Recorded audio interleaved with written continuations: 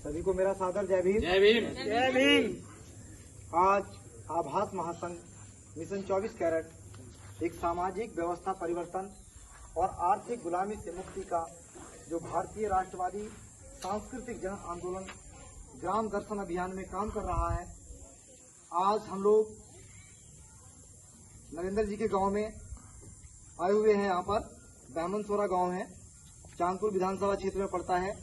तो आज यहाँ पर आभास महासंघ की पूरी टीम आई हुई है और हम लोगों ने यहाँ पर सभी ग्रामीण वासियों से, सभी बहुजन समाज के लोगों से, अपने बुजुर्गों से, युवा साथियों से यहाँ पे चर्चा की। और चर्चा ये थी कि 9 जुलाई को जो संविधान जागरूकता महासम्मेलन नगीना हिंदू इंटर कॉलेज के मैदान में बनाया जा रहा है, उसमें भारी संख्या में आने की मैंने अपील की है। हम सब लोग बार बार अपील कर रहे हैं, जिसमें माताएं, बहनें, युवा साथी, बुजुर्ग सभी से मैंने अनुरोध किया है और मुझे विश्वास दिलाया है तमाम हमारे सम्मानित साथियों ने कि हम लोग नगीना हिंदू इंटर कॉलेज में आएंगे। क्यों?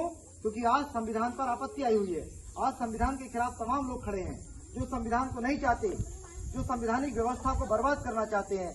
क्योंकि भारत एक लोकतांत्रिक देश है और 1950 से लोकतांत्रिक व्यवस्था के तहत इस देश के दलितों को, पिछड़ों को, वंचितों को, शोषितों को तमाम अधिकार जो संविधान में दिए गए हैं, उन अधिकारों के अनुसार तमाम लोग शिक्षा में आगे बढ़े। शिक्षा के द्वारा उनको सरकारी सेवाओं में आगे बढ़ने का मौका मिला। डॉक्टर, इंजीनियर, वकील, तमाम तरह के व्यवसायों में लोग आगे बढ़े, तो उससे लोगों का आर्थिक हित हुआ। सामाजिक, आर्थिक, जो राजनीतिक न्याय की बात करता है संविधान, उससे तमाम लोगों का हित हुआ।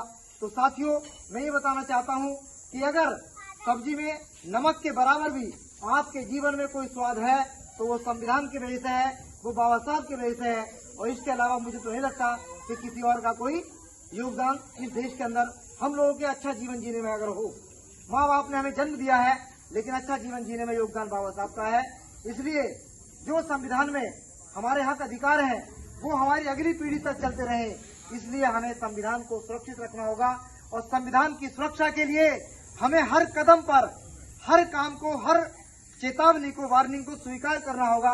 क्योंकि मैं देख रहा हूँ लगातार फेसबुक पे, व्हाट्सएप पे कि तमाम मनुवादियों के संत, तमाम मनुवादियों के पाखंडी जो साधु हैं, वो तमाम सत्संगों में ये कह रहे हैं कि संविधान को बदलना है।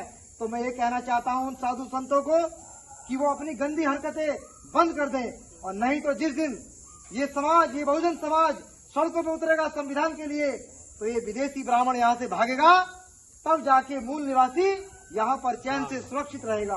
तब लोग 24 कैरेट जो मूवमेंट चल रहा है, तब लोग 24 कैरेट यहाँ पर अपने हक अधिकारों के साथ स्वाभिमान और सम्मान के साथ जिएगा। और बाबा साहब बता गए हैं कि अगर इस देश में अगर जीना है तो हमें 2 व्यवस्थाओं से लड़ना होगा। पहला ब्राह्मणवाद और दूसरा यहाँ का पूंजीवाद। पूंजीवाद तब मिटेगा जब पहले ब्राह्मणवाद मिटेगा।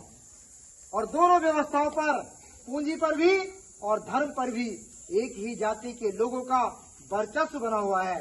और उस वर्चस्व को तब तक खत्म नहीं होगा तब तक आप लोग सुरक्षित नहीं होंगे। इसलिए साथियों, आप लोगों से मेरा फिर से विशेष अनुरोध है, आह्वान कर रहा हूँ कि आप 9 तारीख में भारी संख्या में अपने सामाजिक नेताओं को सुनने के लिए आइए। हिंदू इंटर कॉलेज नगीना के मैदान में सुबह 11 बजे से लेकर के 10 बजे से लेकर के और शाम 6 बजे तक कार्यक्रम चलेगा। सबसे मेरा अनुरोध है कि आप आइए। धन्यवाद। जय भीम। नमो बुद्धाय। सत साई।